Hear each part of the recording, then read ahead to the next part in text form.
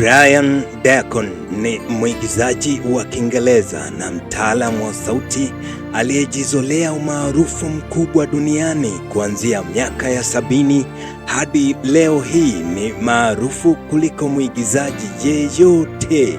Deacon alizaliwa mwaka 1949 huko Oxford, ambapo baadaye alifundishwa sanaa kwenye chuo cha Oxford Youth. Akafanya movie yake ya West End kwenye The Leavers huko New Wimbledon mwaka 1972. Mwaka 1979 ndio mwaka aliochomoza na kujulikana zaidi kutokana na kuigiza kama Yesu kwenye filamu ya The Jesus Movie.